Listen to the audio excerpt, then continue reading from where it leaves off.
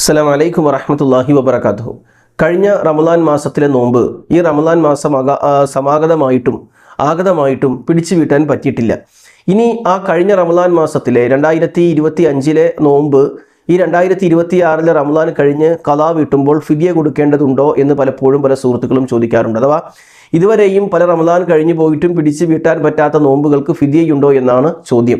ഇവിടെ മനസ്സിലാക്കേണ്ടത്, അല്ലാഹു സുബ്ഹാനഹു വ തആല നോമ്പുമായി ബന്ധപ്പെടുത്തി പറയുമ്പോൾ വമൻ കാന മരീദൻ ഔ അലാ സഫറിൻ, രോഗിയാണെങ്കിൽ യാത്രക്കാരനാണെങ്കിൽ ഫഇദ്ദത്തു മിൻ അയ്യാമിൻ ഉഖറ, മറ്റൊരു ദിവസം നോമ്പ് പിടിച്ചു വീട്ടണമെന്നാണ് പറഞ്ഞിരിക്കുന്നത്.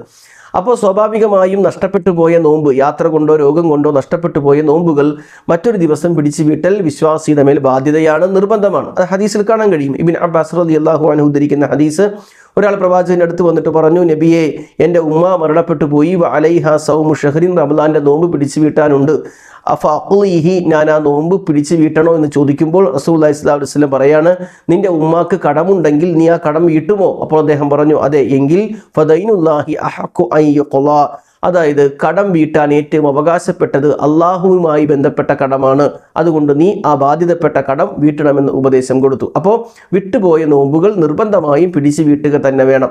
അവിടെയാണ് ഈ ചോദ്യം വരുന്നത്. 1 വർഷം കഴിഞ്ഞ, 2 വർഷം കഴിഞ്ഞ, 3 വർഷം കഴിഞ്ഞ അത്രയും പഴക്കമുള്ള ഖളായായ നോമ്പുകൾ ഇനി പിടിച്ചു വീട്ടുമ്പോൾ ഫിദിയ കൊടുക്കേണ്ടതുണ്ടോ? അവിടെ ഫഇദ്ദത്തു മിൻ അയ്യാമിൻ ഉഖറ, മറ്റൊരു ദിവസം പിടിച്ചു വീട്ടണമെന്നേ പറഞ്ഞിട്ടുള്ളൂ, ഫിദിയ കൊടുക്കണമെന്ന് പറഞ്ഞിട്ടില്ല. നോമ്പ് പിടിക്കാൻ പറ്റാത്തതായ രോഗികളുമായി ബന്ധപ്പെട്ട വിഷയത്തിലാണ് ഫിദിയകൾ പരിചയപ്പെടുത്തിയിട്ടുള്ളത്. അതുകൊണ്ട് പ്രായശ്ചിത്തമൊന്നുമില്ല. എത്രയും പെട്ടെന്ന് ആ നഷ്ടപ്പെട്ടു പോയ നോമ്പുകൾ പിടിച്ചു വീട്ടുകയും, നഷ്ടപ്പെട്ടു പോയ നോമ്പുകൾ പിടിച്ചു വീട്ടാൻ നമ്മൾ മനഃപൂർവ്വം കാലതാമസം വരുത്തിയതിൽ അള്ളാഹുവിനോട് തൗബ ചെയ്യുകയും ചെയ്താൽ മതി. ഇതാണ് ഈ വിഷയത്തിലുള്ളത്.